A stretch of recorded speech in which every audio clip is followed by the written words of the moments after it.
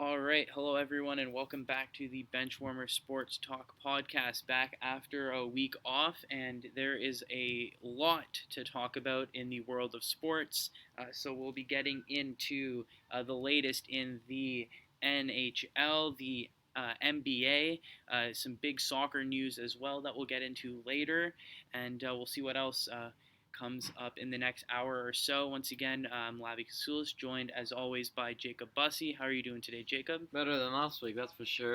Few things happened while I was gone, and I'm very excited to be back and talking about it. Yeah, and of course this is a sports podcast, and so we want to get right into the latest going on in the sports world. But we first just want to quickly just make a very short statement and say that obviously over the last few days there have been some games postponed in light of recent events and in the fight towards racial equality. And we just want to say that we support, the decision that the athletes have made and taking it upon themselves to use their platform to raise awareness and, use their voice for good. And so we just want to say that we stand with their decision to choose to protest those games. Yeah, we think it's definitely a wide-scale issue, and it's definitely being, like Will Smith said, it's not new, it's just being filmed, and unfortunately all this is taking place in America, and we support what the players are doing. We believe, it doesn't matter what color you are, what age you are, what gender you are, we deserve to be equal. So we stand together and we fight for equality. Absolutely. And so with that, obviously want to get that out of the way front and center. And now we can move on to the actual, sporting events that have been going on over the last little while. So in the NHL, the second round is off and starting. And so just before we get into how the second rounds are going, any surprise over some of the teams that were eliminated, some notable teams that are out, the Washington Capitals, the Stanley Cup champions of 2 years ago, and the St. Louis Blues, who were the defending Stanley Cup champions. Barry Trotz owns the Caps. He owns with them and he owns against them, and the Islanders, man, they just looked absolutely disgusting that series. They were just non-stop dominant, and I think I had a lot of doubts going into that series for both teams, of course, because we know Washington knows how to choke, and we know the Islanders don't know how to make it past the second round very often. But, man, did the Islanders prove themselves. They look really deadly, and the series they're playing against right now against the Flyers, they're definitely showing that they're a contender, which goes on the other hand are the Flyers choking? We don't know. I think it's too early in the series. St. Louis, where was Binnington? Where did he go? 0-5 in the bubble with an under 900 save percentage and like a 3-something goals against average. Oh my goodness, this is the man who won you the cup this year, and I think this is also the man who lost you it this year. 0-5. It definitely speaks to the importance of goaltending, for sure. My apologies. We expect these guys, Binnington, and you saw the season he had, absolutely ridiculous numbers. And then he comes into the postseason shaky, pretty shaky, and gets eliminated in the first real round. Jake Allen came in, won them a game, but Vancouver, they just looked hungry. And wow, that was surprising because this is the man who took them to the finals and won them a cup. And this is also the man who just completely crapped the bed. Yeah, I mean, I think that it's more of a testament to the Vancouver Canucks, more than anything. Mm-hmm. Obviously St. Louis, legitimate cup contenders, so it is, obviously if you're a Blues fan, there are a lot of concerns that need to be addressed with how they played in that series. But I think that first things first, you have to give credit to Vancouver. They've looked very good. There were concerns about whether that young core would be ready. Quinn Hughes looks like he's been playing in the playoffs his entire life. He reminds me of like a healthy Erik Karlsson. He looks like a really, really strong puck-moving defenseman. Exactly. And they're getting offensive production from the guys that they need to produce. Yeah, Pedersen has like 12 points already. Yeah. Besser up there, Bo Horvat taking the team, showing him why he's a captain. Like, these guys look serious. They're the real deal. Yeah, and they're going to really look to push Vegas. I think, obviously, they sort of fell flat in Game 1, but they really came back and played well in Game 2. And I think that that's the thing that's very interesting about Vancouver is you think that with a younger team, maybe adversity would get to them or a bad performance would get to them. But you go back to the qualifier round series that they had against Minnesota. They lost Game 1, but then they rebounded and won 3 straight games. Then you get into a series with St. Louis, and it looks like St. Louis have maybe figured it out, maybe find a way to get back into the series when they won that game. And then Vancouver just acted like nothing happened and took back control. And then here again with Vegas, they get absolutely dominated in Game 1, and it's like Game 1 never even happened. And so I have to say the way that they're able to sort of flip a switch and, have that short memory, that's something that it's tough even for veteran teams to do. And for them to do that with, their inexperience in the playoffs is a big testament to, shout out to the coaching staff there. Yeah, Travis Green has definitely disciplined his guys. Don't take those stupid penalties. Don't make those dumb mistakes, Obviously, every team makes those dumb mistakes where you just hit your head against the wall. You're like, why would you do that?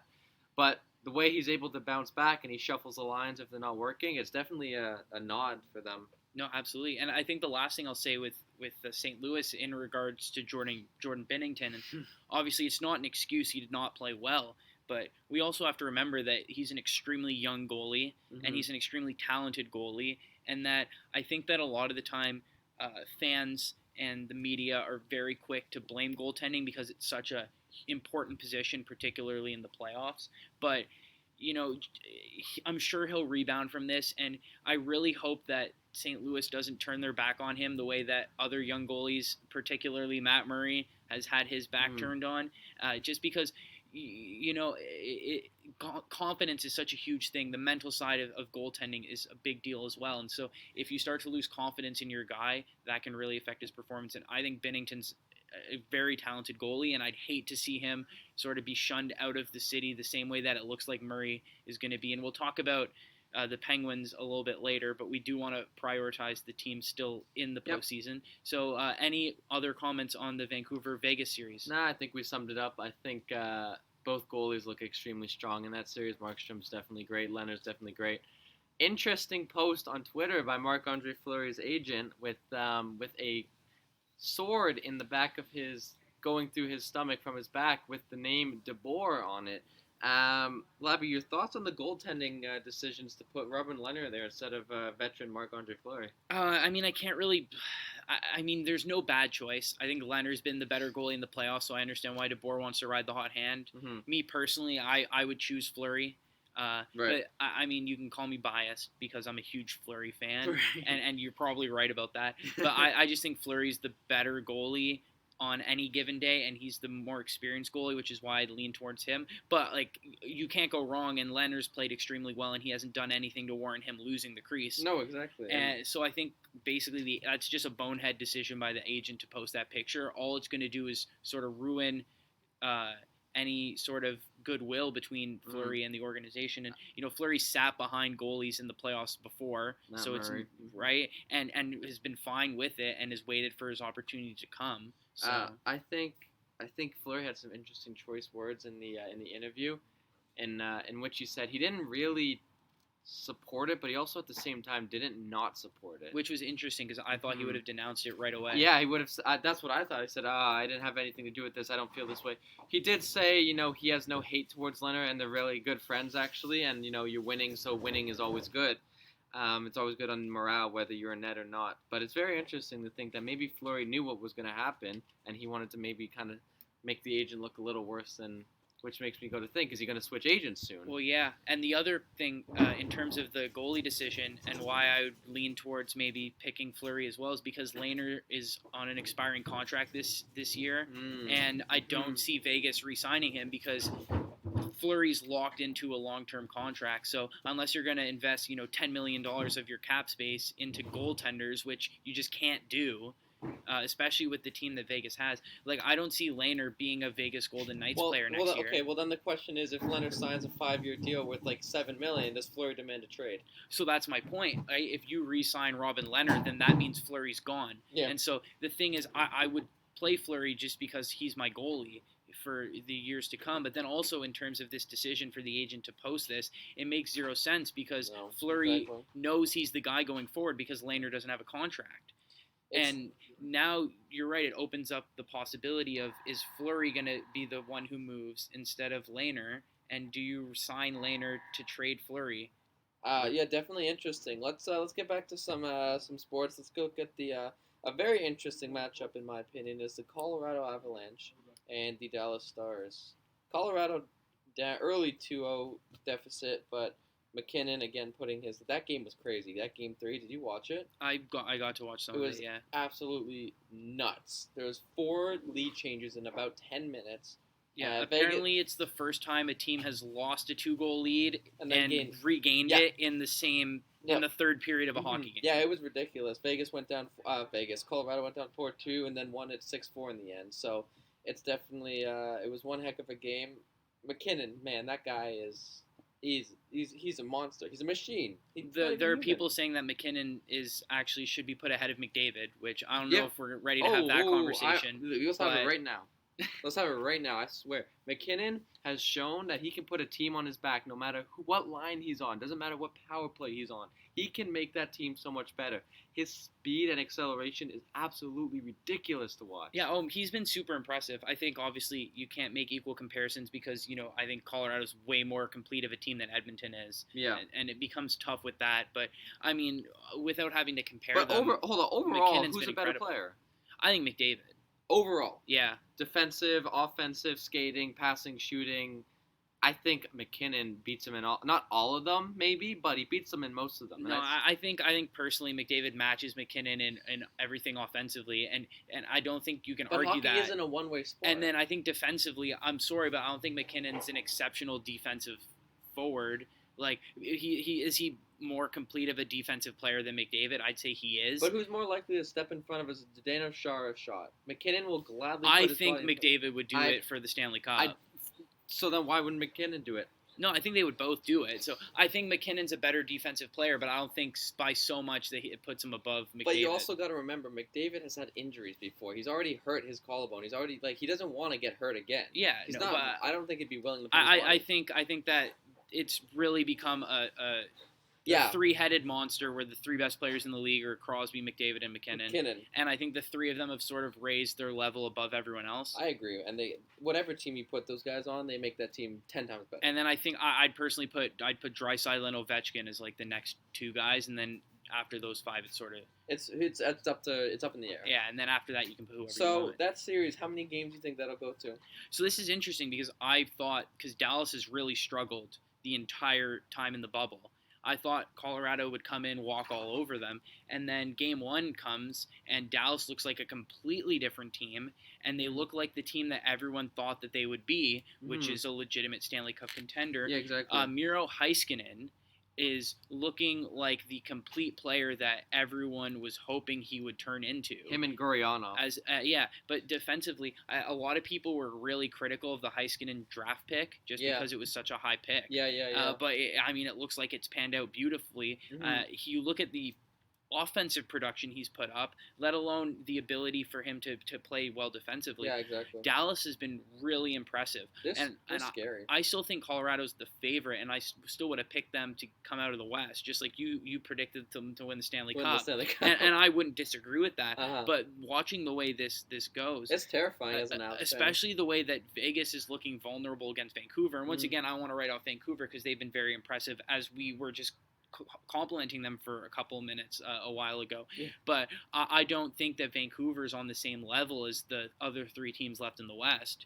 And so I think if Vegas is having trouble dealing with Vancouver, that Dallas or Colorado is going to walk past both of them.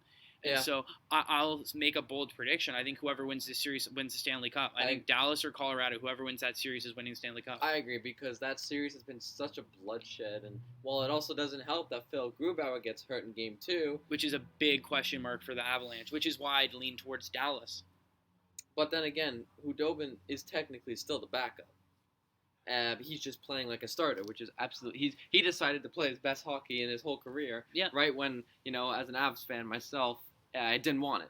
Yeah, but the thing is, the Stars have the option to go back to Bishop if Exactly. Khudobin doesn't work out. We don't have Grubauer. And Grubauer is not an option. It's Francouz or Werner. Yeah, and so Francouz, basically. So Francouz, yeah. And he's proven himself in the postseason, in the play. He's had like a 21-7-4 record. Absolutely, it's kind of like the Boston thing where before Tuukka leaves the bubble, so now it's Halak and only Halak. Although now there are rumors that the backup in the bubble, thank you, because I wouldn't have been able to remember his name, might get the start next game. Oh, my goodness. And maybe that's a good transition to talk about Tampa Bay absolutely obliterating Boston 7-1 in Game 3. I didn't know the Bucks were playing. Oh my gosh, what a touchdown by Brady, eh? Yeah. My goodness, 7-1 against Boston, the President Trophy winners. Oh man, as a Leaf fan, that was justification. That was satisfaction. That was like the holy grail of all holy grails. What happened? Well, I mean, I'm surprised. Well, first of all, just because I was talking up Carolina, I was surprised that Carolina laid such an egg against Boston just because they've looked vulnerable this entire time. Yeah. So I was surprised to see Carolina not put up as much of a fight as I thought that they would. Well, let's talk about this series. Boston wins Game 1. Yeah, now it looks like Boston is as vulnerable as they were before, especially to a team like Tampa that has shown vulnerability in the playoffs. Yeah. So the question I'll ask you is this the year that Tampa Bay does it? Well, let's go. Boston wins Game 1. They got a nice lead. Tampa wins in overtime, Game 2. Choke. Boston ties it up late, but then Tampa gets the OT winner. Yeah, they almost lost that one, and then Tampa was able to fight back. And then Tampa wins 7-1 in an absolute bloodbath of a game. Yaroslav Halak was left out to dry there. Marchand was dry. Pasternak was dry. I don't know where the big boys went. Chara looks like he's hitting, like his age. He's playing like he's 42. Yeah. Yeah. Tampa's coming out of the East. You think so? I definitely think so. Tampa, it's going to be a Tampa versus whoever wins, like you said, Dallas, Colorado. Yeah. Tampa looks deadly. Like, this might be the year that they don't choke. I still stand by Colorado. I have since maybe the beginning of the season. Yeah. For a few years now. I've been saying that. Wow, did they look strong? Yeah, well, I agree with you. I think that, but the thing I will say about Tampa is I think they still look a little bit fragile, but not as fragile as maybe previous years. Where would you say they look fragile? Well, because the thing I'll say is, yes, they have those games, like the 7-1 against Boston, but you talk about they almost blow Game 2. Almost, though. Yeah, but, if I want to pick a team, if I'm going to confidently say that a team's going to get out of the East or a team's going to win the Stanley Cup, they're not blowing a one-goal lead down the stretch of the third period. So you said either Dallas or Colorado is going to win. So let's talk about that game. Absolutely. Then. So the thing I'll say is, the thing with Boston is they're fragile enough where I think Tampa can get past them. And I agree with you, and we'll talk about the Flyers-Islanders series next. But I don't think either of those teams are ready to take down a Tampa Bay if they show enough. If Tampa plays like this every single game. If Tampa plays like this every single game, they'll win the Stanley Cup. But if they had played like this every single game for the last 5 years, they would have won the Stanley Cup. At least once or twice. My point is that they haven't shown that consistency over the last 5 years. And this year, they've shown it a little bit more, but I don't think they've shown it enough where you're going to convince me that they can beat a Colorado or a Dallas or even a Vegas in a best-of-7 series. Okay. I think that they're the best team in the East, particularly the way they're playing, especially because they have those glimpses. Like, you even look at the Tampa versus Columbus series, they didn't necessarily walk all over Columbus. Columbus were competitive in a lot of those games. When Tampa wanted to hit that next level, they couldn't stop. The Blue Jackets couldn't do anything about it. No. But they didn't hit that level as consistently enough as I would have wanted them to. Right. So it's not like they're getting swept by Columbus because they're be able to play up to their level, but they're not able to play up to that level enough for me to say that they can compete, which is crazy because I agree with you. I think Tampa Bay is coming out of the East, but that's why I'm so confident that the champion this year is going to be a Western Conference team. I'm actually kind of thinking, and if Tampa doesn't win the East, I think New York does. The Islanders, and that's a perfect transition for you to let's talk about the Islanders-Flyers series. Man, Varlamov's been pulled only once in this series, in all series so far. He's looked absolutely unbelievable. Back-to-back shutouts. Philadelphia, Carter Hart looks great, as Carter Hart does. The rest of Philadelphia just kind of like Kevin Hayes was great, but he was the only one who was great. Gostisbehere was probably a big mistake bringing in. He's made a bunch of maybe our Jake Gardner or Cody Ceci mistakes, or Jack Johnson mistakes. So you kind of know how he's playing. Yeah. Matt Barzal, Anders Lee, Pollock, like all these guys look absolutely Pajot. They look ridiculous. Yeah, and the thing with the Islanders is that it's always within that system that Trotz is having to play. And I think Barry Trotz, he's like a McKinnon or Crosby. Whatever team he goes to, they become a serious contender. Yep. Look at what he's doing with the Islanders. He won the Cup for Washington, got past the Penguins, got past Golden Knights, got past Tampa. Like, Tampa was supposed to win the Cup that year. Yeah, like they're supposed to every year. Well, maybe not so much this year, but Barry Trotz will go into the Hall of Fame. Absolutely. And he will go down as one of the greatest coaches that have ever coached. Yeah, I agree with you on that. I think that I think a lot of people expected Philly would kind of roll over them. Yeah, because everyone looks at the Islanders like, oh, they're just the Islanders. Talent-wise, Philadelphia is much better. Yeah. But you look at that game one that they played and absolutely shut down Philadelphia, and then game two, Philadelphia looked a lot stronger. I think this is going to be a really tight series, and I think it's a great opportunity for either team because with the Islanders, with Trotz, it proves that if you give him the control of the right team and implementing the right system, without really any stars outside of Matt Barzal. He's got them potentially looking at an Eastern Conference Final appearance. Maybe you get a couple of bigger free agency signed. It shows promise that this, maybe players are going to want to start coming to the Islanders, especially with that new arena that they have proposed. It looks like a nice arena. It looks like there's actually going to be a really nice spot on the island. And say what you will about Islanders fans, but they are extremely passionate. There is a legitimate fan base for the Islanders. And so maybe they start to become a much more marketable franchise. And then with Philadelphia, trying to look at this from a neutral perspective, because obviously from a personal level, I hate the Flyers. But this is a big year for Philadelphia because it's the first real big playoff tested year with their younger players. Obviously the Giroux and the Voraceks are still there, but they've shown they can be. This is the first year in the playoffs with Carter Hart as your goalie. It's your first year with all of these younger players coming up, like the Travis Konechny's and the Sean Couturier's and all of these types of players. And so this is big experience for them because I think this is a sort of gimme year for Philadelphia where they didn't expect that they would get this far.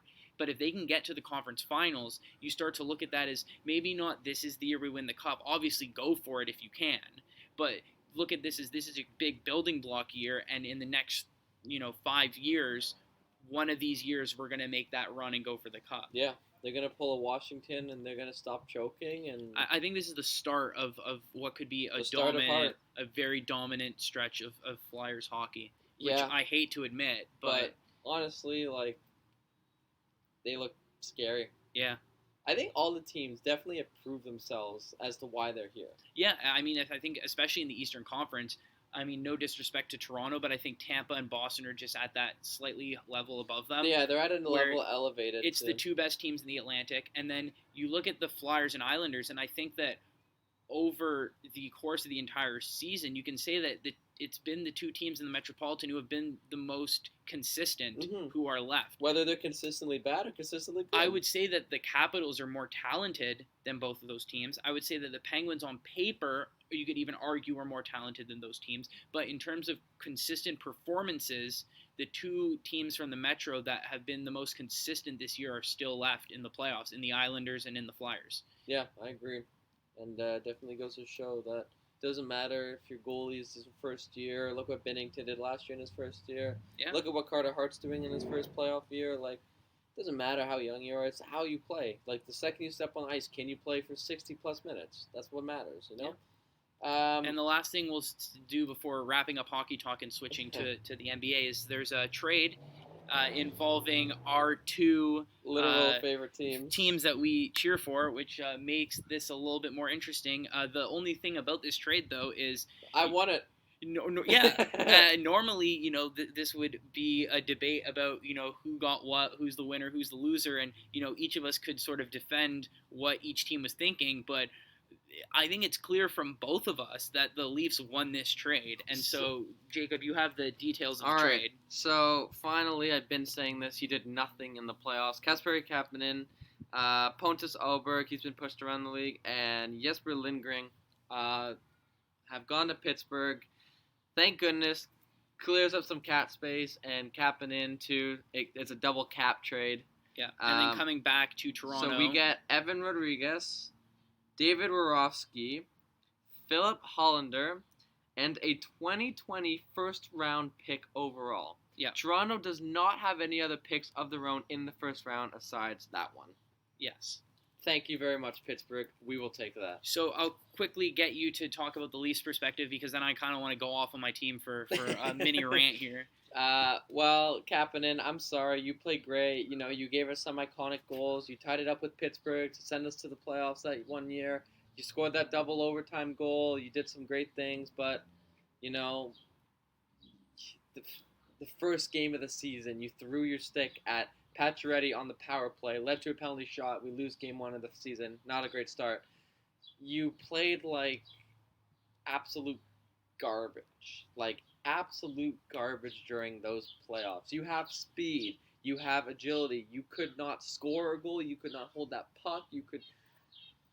So it's good. He's gone. His contract, $3.2 million for a few years. That clears up some space. We'll take that. Pontus Oberg, we got him from Anaheim. Well, he's playing in the KHL, so it's kind of a throwaway player. And I think when this last one, Jesper Lindgren, I think Rutherford was thinking Liljegren, and we kind of just switched honestly, it up there. I wouldn't be surprised if that's what ends up happening. I had never heard. I mean, I've heard of him. I didn't see him really play that often. I think he was in the Marlies.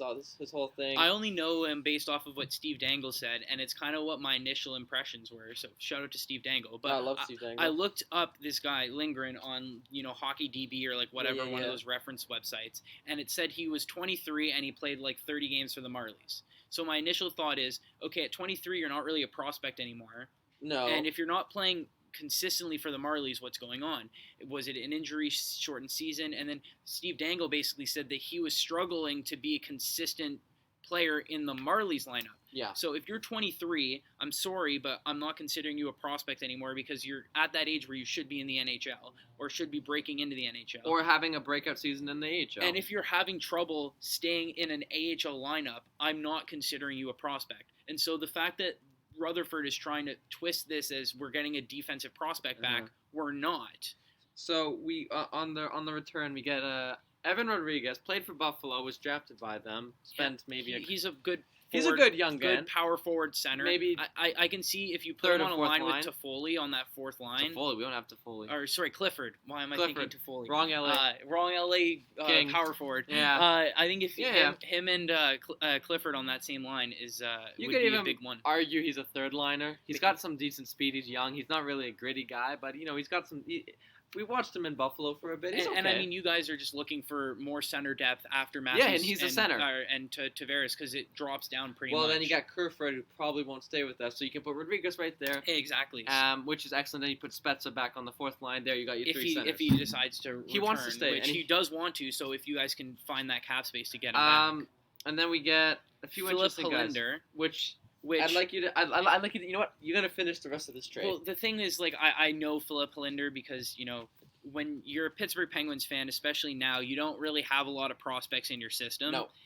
Philip Hollander was probably the third or fourth best prospect in our prospect pool, and so that's why I'm disappointed to see him go. Mm-hmm. He's played the last few seasons in Sweden in the top league in Sweden. Yeah. And he's been pretty good. I think the last season he put up like 30 points in the Swedish league. Yeah. He's a power forward center, and apparently he's got third line potential. He's still young-ish. I think he's around Lindgren's age, 21, 22, 23.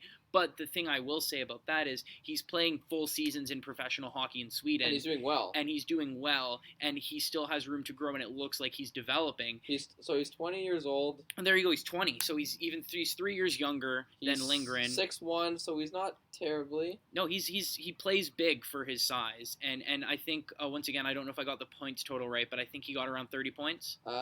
This year, He got 27 points. Yeah, so 27 points in a But professional league. He's definitely, like, he's had 44, 45. 43. Like, he's definitely had some pretty good seasons over there. So it's another solid prospect to put in the pool. Now, from the Pittsburgh Penguins' perspective of this, here's sort of my take on it.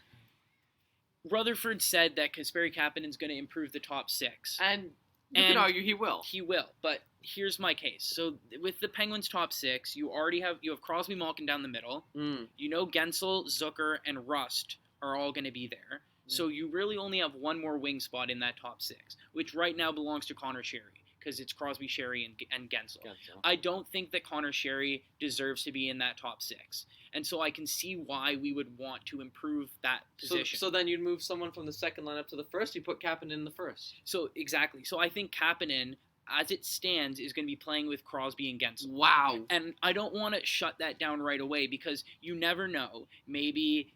a lot of Leafs fans are a bit wary because they're like, watch, he's going to have 70 points playing on Crosby's wing next Well, it year. happens every time someone leaves. And it might happen, right? It might happen. Yeah. But we also have to talk about the fact that Connor Sherry put up like 50 points playing on Crosby's wing, and Connor Sherry, when he got traded and went to Buffalo, was a healthy scratch. Then again, it goes down to Crosby making a team. Exactly. So Connor Sherry owes his entire career to playing on Sidney Crosby's wing, because when he left the team, he couldn't even get into the Buffalo Sabres team.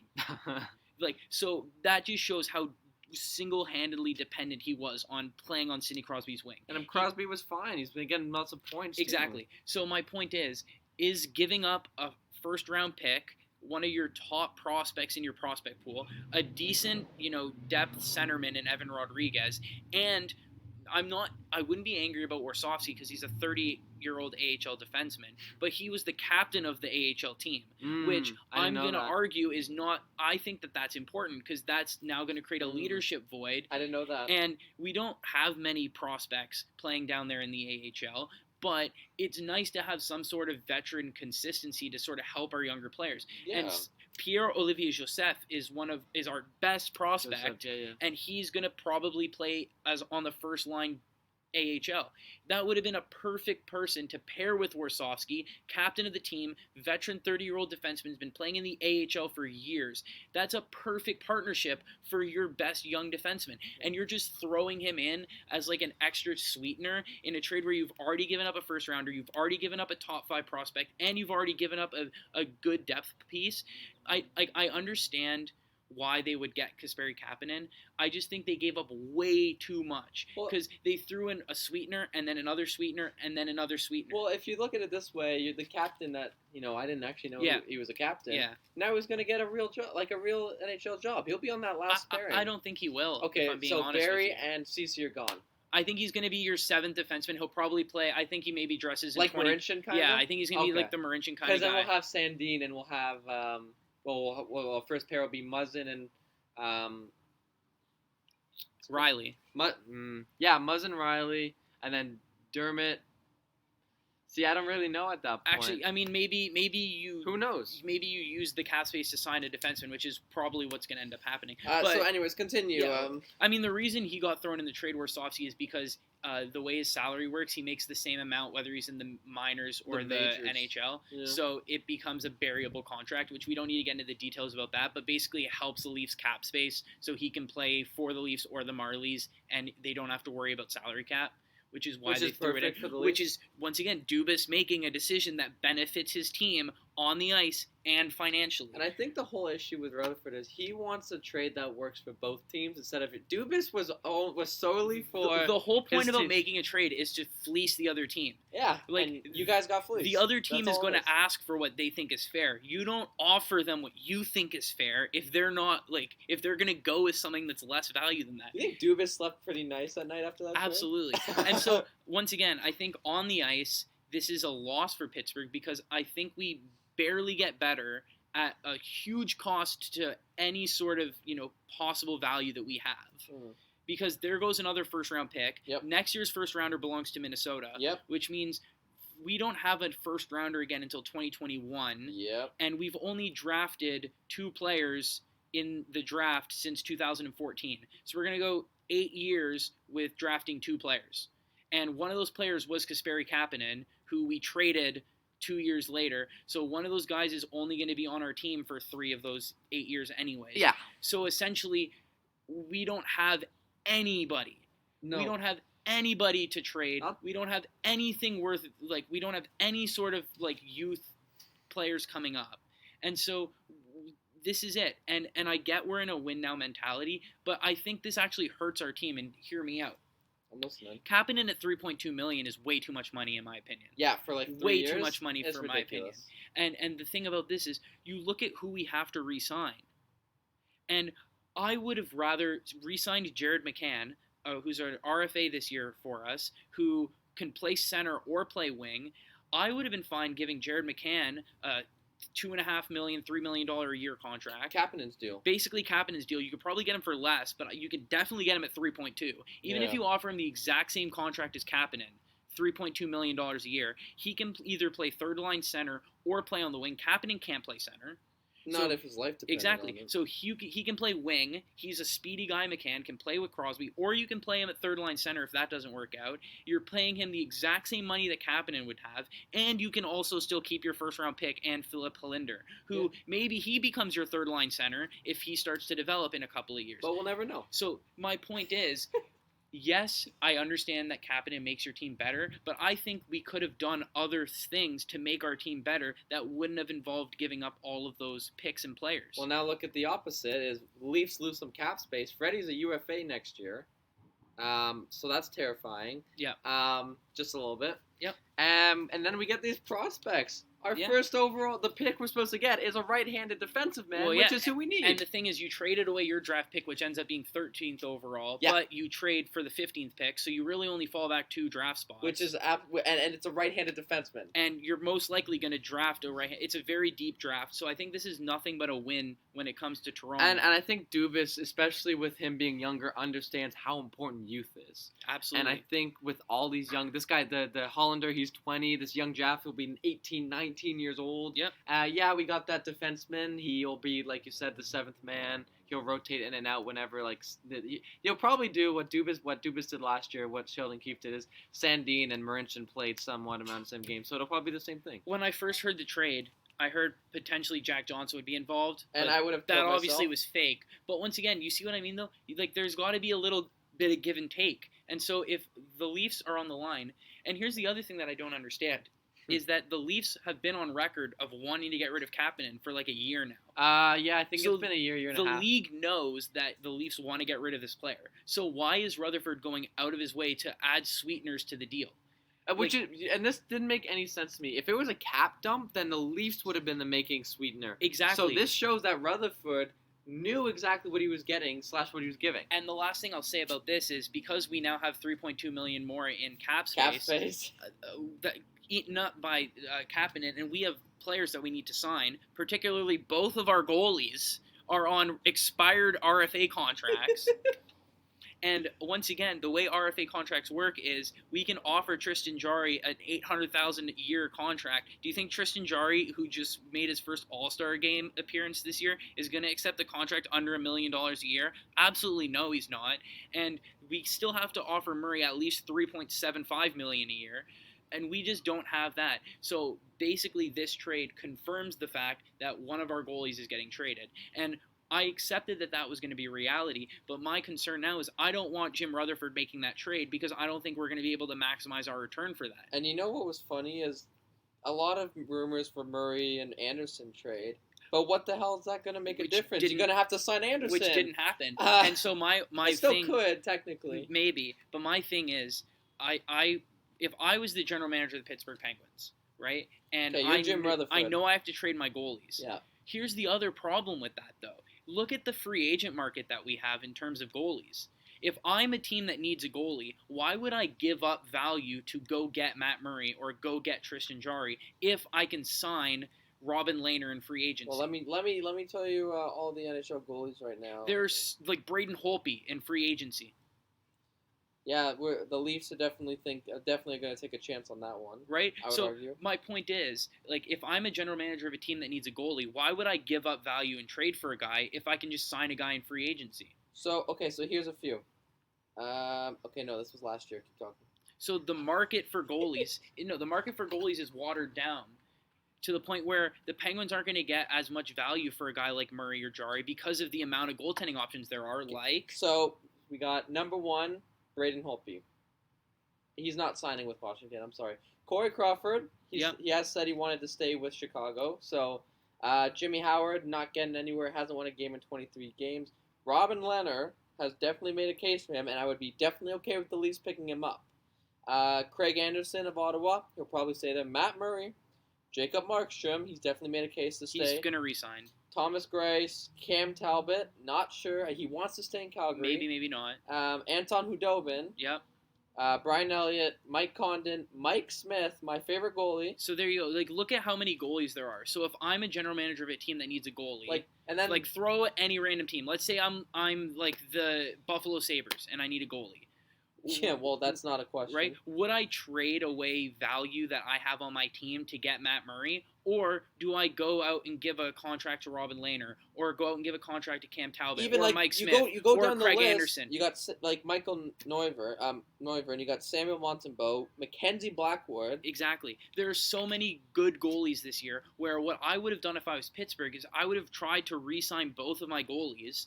Yeah. Rotate them together, especially we've seen teams do that. Give both goalies 41 starts next year. And I don't see the issue with that. And there's no issue with that. And here's the issue with Toronto and the fact that we need a goaltender. Sorry, I'll let you finish.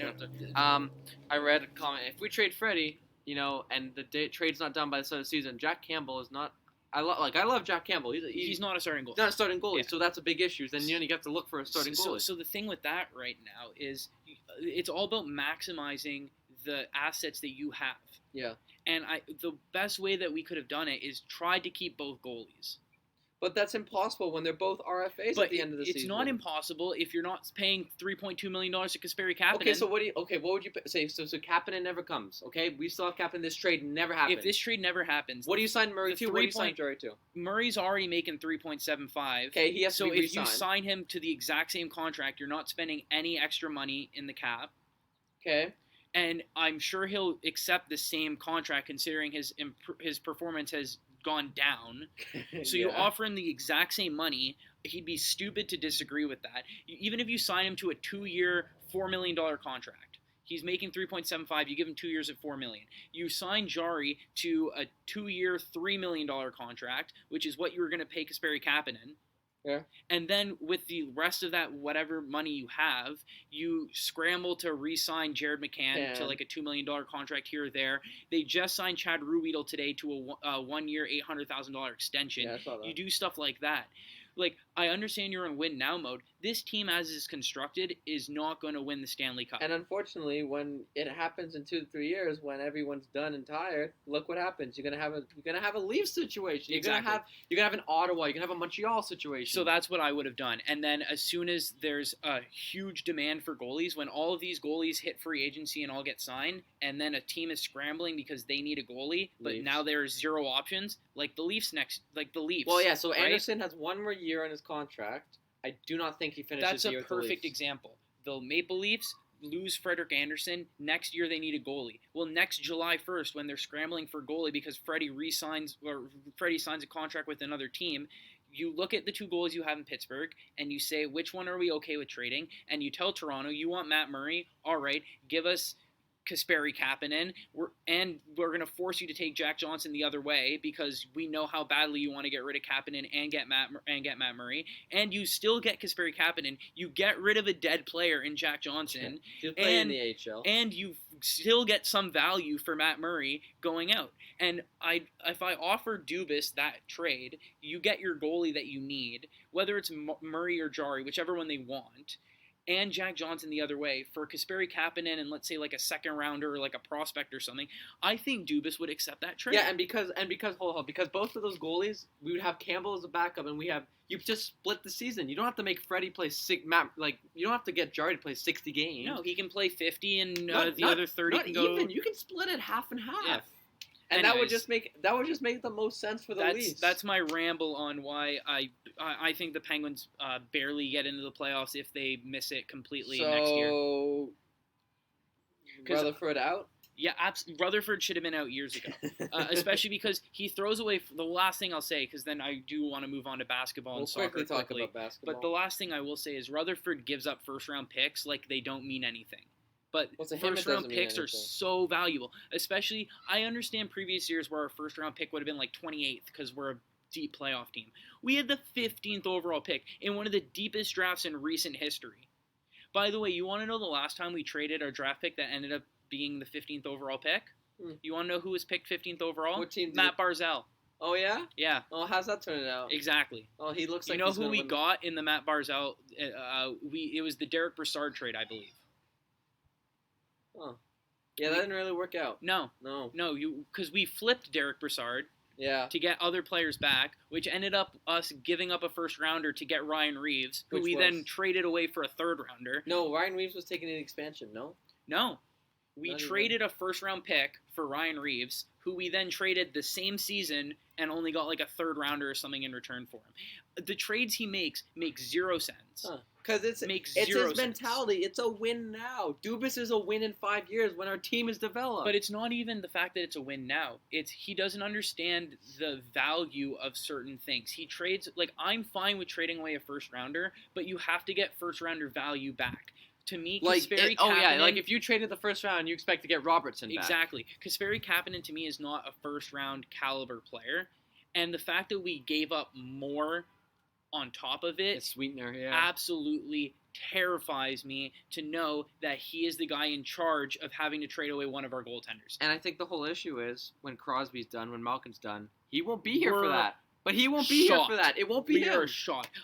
I understand we're in win now mode, but the absolute last thing I will say is I do not have confidence in the team the way that it is built right now that we can win another Stanley Cup in the Crosby-Malkin era, and I don't even want to know what it's going to be like being a Penguins fan when they both retire 5 years from now, because we have nobody. Let's talk about being a Leaf fan 10 years ago. Detroit Red Wings 2.0 in 5 years, because we will have Gensel and Brian Rust and John Marino, and that is it. Is it. You know what? It's gonna be what the Leafs were 5 years ago. It's gonna be getting 9-2 in your own building, getting jerseys thrown on the ice, and then it's gonna be a fight against Rutherford. That's all it's gonna be. Anyway, switching to a topic of a team that is looking way more promising, the Toronto Raptors, their first ever sweep in franchise history, and we'll just sort of preview Raptors Celtics.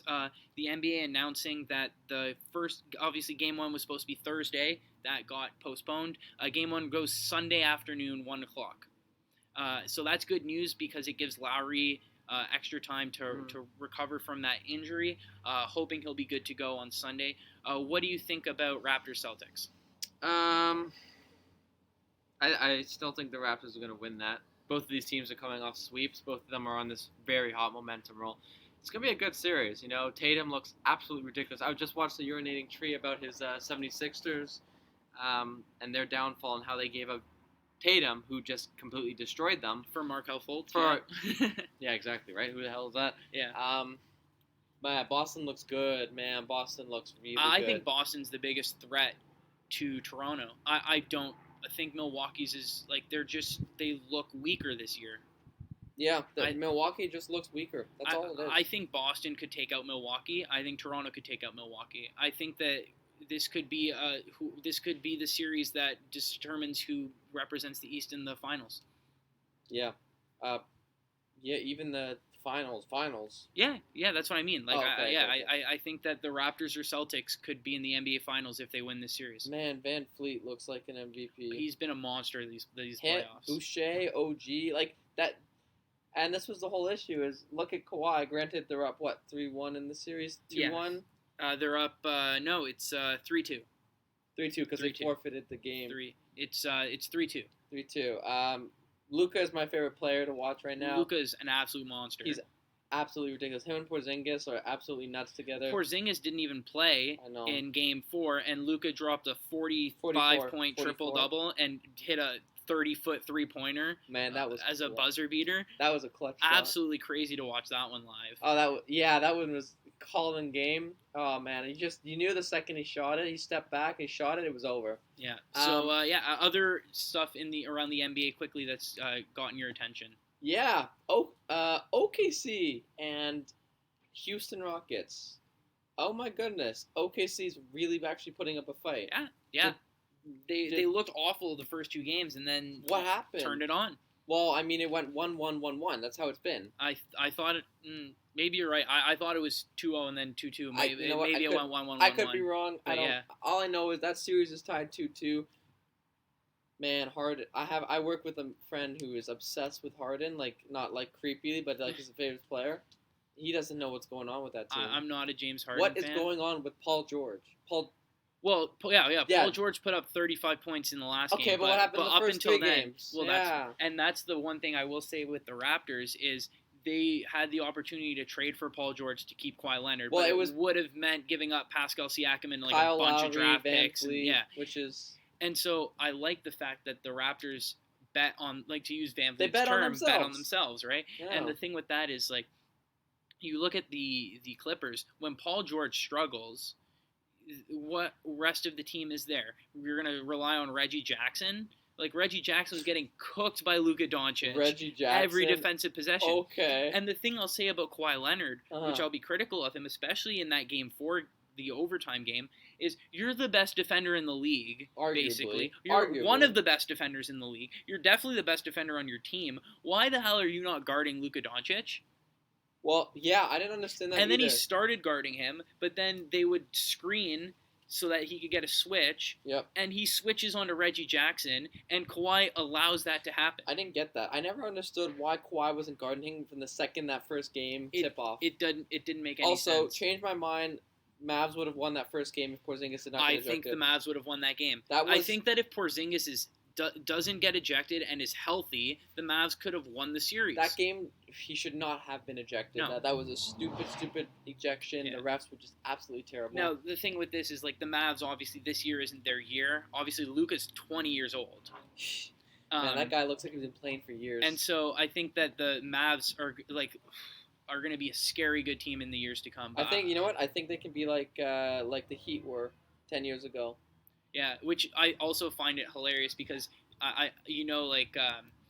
the NBA is trying to market around Zion, and I'm not saying Zion isn't a great player. Zion's a fantastic player, but why would you market around Zion when you have a guy in Luka Doncic who's the same age, who's just like, you can't say that Zion is a better player than Luka the way that Luka is playing right now. Well, it also doesn't help that Zion was out half the season. Yes, but it's the fact that Zion, he's an American player, and they want to market the league around that. Yeah. And that's why, like, I want to cheer for the Dallas Mavericks so much, because just like I think a Dallas Mavericks Toronto Raptors final would piss off like the NBA so much. That's like so unorthodox because series. It's a team from Canada that already aren't going to be like, the neutral basketball fan in the U.S. doesn't want to cheer for the Raptors. Exactly. And then you'll have a team in Dallas who is led by a Slovenian and a Latvian. Yeah. And I think that would just be the best NBA Finals matchup. No Kawhi, no LeBron, no Paul George, no AD. None of those guys that they're trying to market around. It would be the worst marketable NBA Finals ever, and it would be so funny. And honestly, that I wouldn't mind either team winning. Like, obviously, I would love the Raptors winning, but if Luka wins, good for him. But the other thing that is, like, that's why I find it so funny is, like,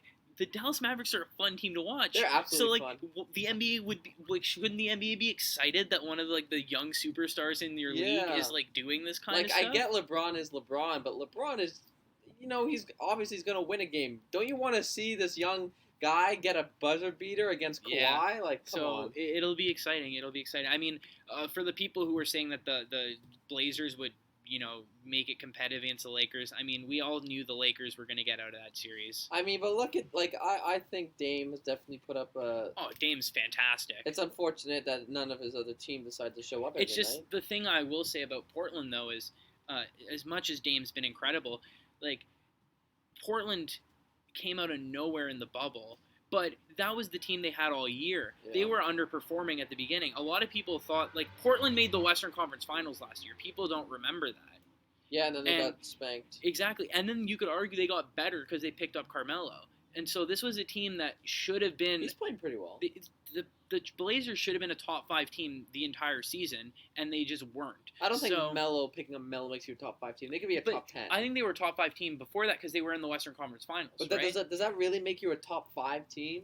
No. In the West, they should have Well, been. I mean, technically yes, because they beat all the other teams, but so theoretically no. no, I agree. My point though is you shouldn't have been playing the Lakers in the first round. You shouldn't be the 8 seed. They're better than the 8 seed. I get what you're saying. They should have been better than the 8 seed all year. So the fact that people thought that they were going to somehow turn it around and beat the 1 seed, like I'd I'm be sorry happier about. if the Suns were in. Yeah, I would have rather seen the Suns Like a because Booker? the Blazers had all year to figure it out and they didn't show it. And the Suns, like We it know would the have been Suns this are in miracle rebuild run. mode. We know the Suns are getting better Yeah. and they have been getting better. And I think that's going to be an exciting team to watch. Phoenix? Yeah, for moving sure. forward. Yeah, They so, haven't been good since Steve Nash. just to bring it back to Raptors and Celtics, what's your prediction for the series? Raps in 6. I don't think either team's going to sweep that series. I think there's just too many. But I think Raptors will come out on top. I think, I think they thrive on the negative energy from everyone else, which I still don't understand. They're defending champs. Yeah. I don't get how you doubt them. I guess like other places are different. Hockey's different, I guess. But I mean, it's also they don't really have a true superstar, which obviously in basketball matters a lot more than in other sports. I disagree. I mean, yeah, okay, yes, I guess so. But they play as a team. They don't need. Oh, for sure. You take AD, LeBron 04 off. Pistons. They're the 04 Pistons. Oh yeah, for sure. Like the closest thing that we've seen to it, where that team didn't have a true superstar either. But they had a bunch. They had so many good players. That's what like, it is. You know, you're talking about like Rip Hamilton, like Ben Wallace, like. And look what happened in 04. And exactly won the championship. I think that if Lowry is healthy the entire series, Raptors in 6. But I think if Lowry's injured and misses the series, Celtics in 6. I disagree. I don't think Lowry makes up a team. I think they're gonna. I think the. I'm not saying he makes up the team, but I I think think- he's the a very valuable part of what they do. I agree, but I think the Raptors are one of those teams that are able to rally. They fight for and not fight less. Like No, for sure. I But- just think that the Celtics are the real deal, where it would be tougher for them to sort of adapt, rise, maybe in a sense. rise to that occasion. I still think that maybe they don't win in 6. Maybe they win in 7, Yeah. and one of those games Yeah. will go to overtime or something. Yeah. And so the last thing we'll talk about here, just to quickly wrap up today's podcast, is the Champions League update, and then some huge news in soccer. So first of all, congratulations to Bayern Munich, and more importantly, congratulations to Alphonso Davies. Oh yeah. 19-year-old Canadian. He's the first Canadian man to win the Champions League. Shout out to there have been a few female soccer players. I think Kadisha Buchanan's one of them, if I remember correctly on the top of my head, who's won the Women's Champions League. So not the first Canadian to win the Champions League, but the first Canadian man to win the Champions League. Shout out to him. 19 years old. He's also the only person in the history of the Champions League to win the Champions League as a teenage defender who starts for the team. Holy crap. Especially because typically defenders do mature a little bit later. So at 19 to be the starting left back of a Champions League winning team is absolutely incredible. That Bayern team was just outstanding, highlighted by their 8-2 destruction of Barcelona en route to their championship. And in the aftermath of that, one of probably the most shocking thing in the soccer world in a very, very, very long time. I would say since Cristiano Ronaldo left Madrid. I would say it's even bigger than that. Probably. Like, even bigger than that. Because Lionel Messi has been that guy. Like, Messi is Barcelona, and Barcelona is Messi. And the two are just always connected. And I think that everybody just expected that Messi would spend his entire career at Barcelona. And so the fact is that he is requested to leave.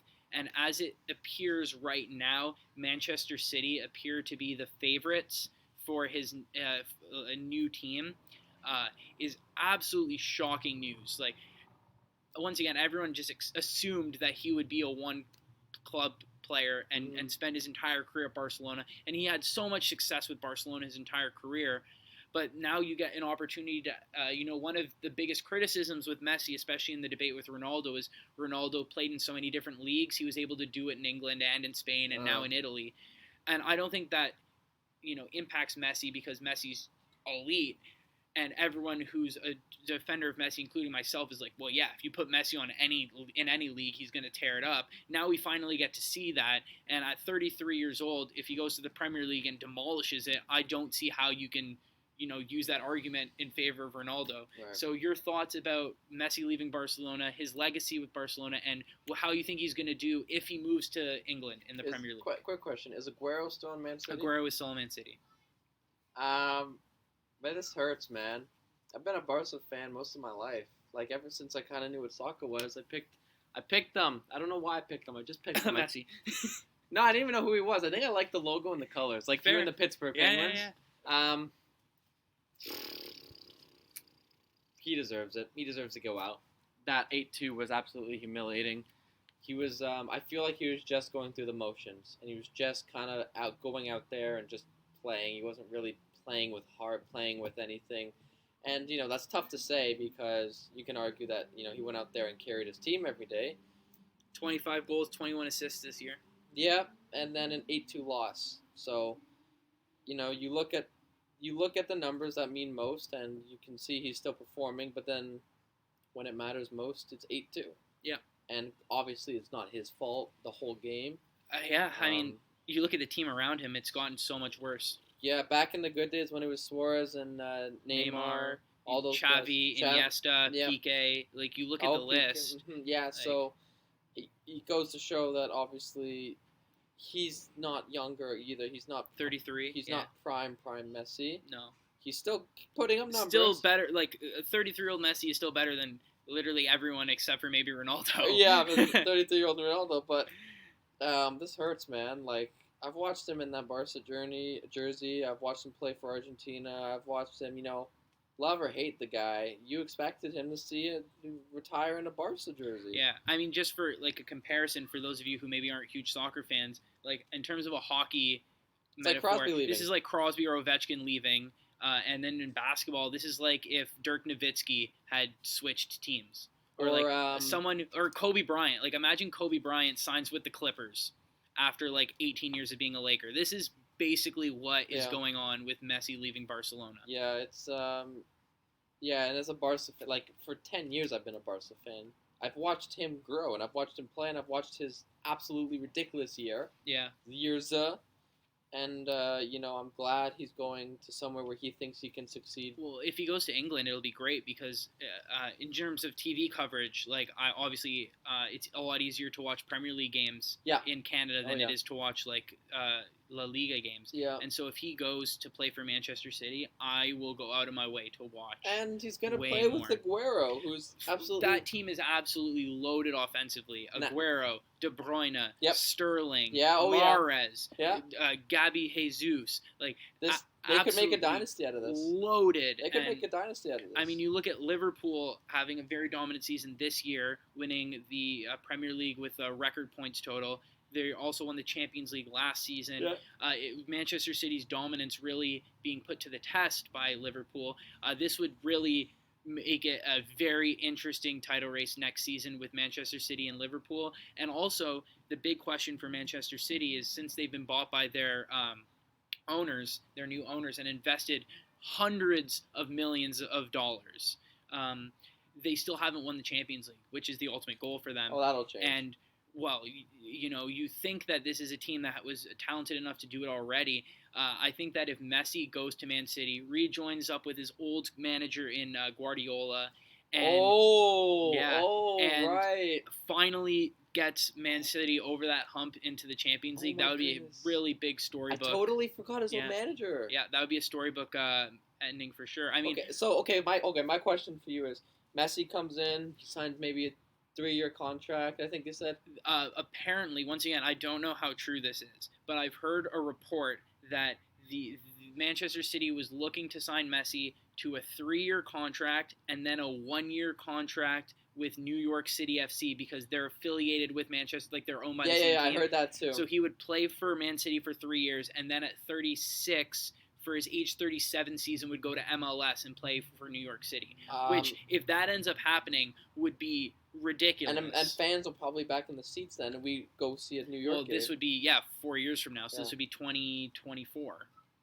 I think, as great as that sounds, I think that if Messi wins the Champions League in these next 3 years, I think he retires. I think if he wins in his first year, maybe he goes another year. But if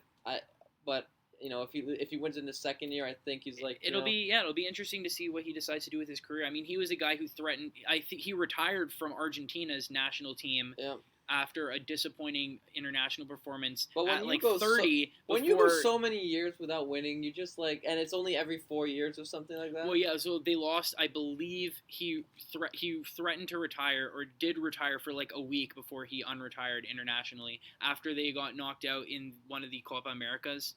Yep. Like you can only take so much. Exactly. And when you play so many games and you're expected to do so much, and like it's ridiculous. You have the whole world on your back, and shout out to Messi for just thinking that maybe a new scenery will bring back some of his young rejuvenation. Still, it's gonna sting for a while seeing him in a Man City jersey if he does It'll sign. look so weird seeing him in any other jersey, just not the Barcelona jersey. Yeah. But good for him, man. He's had a hell of a career. He's won a couple. I think has he won a World Cup? No. Hasn't won a World Cup, but he's won basically everything you can win at club level. He's like Ovechkin. He's won everything but that Olympic. Well, yeah, literally everything that Barcelona is able to win, he's won with Barcelona. Hasn't won anything with Argentina. No. But, I mean, you can't blame him for that. It's more the team around him. Yeah. And I think that that's one of the reasons why he wants to get out of Barcelona is, like, Argentina, the, like, governing body of Argentina soccer is very corrupt from sort of the reports that have been going in. Yeah. And it looks like Barcelona is becoming more, not corrupt, but, like, more mismanaged. And obviously he doesn't have a choice with Argentina. He does at Barcelona. And I think he sees a lot of parallels between how the two are being run right now, and he wants to get out while he has that opportunity. Good for him. He sees it before it gets bad, and I hope he absolutely destroys it on Man City. I hope he has like a career setting. I don't think that'll happen, but that'd be great if he had like a great career. And I mean, the one thing we will say is that the Golden Boot winner, so the person who scored the most goals in the Premier League this past season, was Jamie Vardy, who is 33 years old. So Messi at 33 years old is more than capable of winning major awards. And you put him on a team like Man City, who's got all that firepower. Absolutely. Wow, that could be a disgusting team to watch. Yeah, so that is our soccer news. Be careful as a Newcastle fan. Oh, yeah. Maybe the Premier League season starts September 12th, so maybe next week or in a couple of weeks from now we'll talk a little bit more soccer and preview those seasons. Also, I wouldn't be soccer talk without me also saying shout out to Toronto FC. They played 2 games against Vancouver Whitecaps over the past 2 weeks. They won both of them. Good for them. They've extended their their undefeated streak. They haven't lost, I think, in the last 17 matches. Yeah, I think it's something like that. Which is huge. They play Montreal Impact tonight at 8 o'clock. In Montreal? I'm not sure. Well, if there is, it's 250 fans. But if it's in Montreal, there will be 250 fans in that stadium. Let's finish off with that. Montreal is the first Canadian / basically any sport in North America to actually allow fans, because South Korea baseball. It's the first time there are fans in stadiums for a sporting event in Canada. 250 fans watching Montreal Impact beat the Vancouver Whitecaps. Hell yeah, they got 250 people in house, and it's a good start. Good start. It's definitely a good start. And so next week we'll be back to talk more NHL playoffs, more NBA playoffs, see how the Raptors open up their series with the Celtics. We'll see if the Messi news actually ends up going through. We'll talk about any other major stories that are in the world of sports. So we want to thank you again for tuning in to this episode of Benchwarmers Sports Talk. On behalf of Jacob, my name's Labi, and we thank you for listening.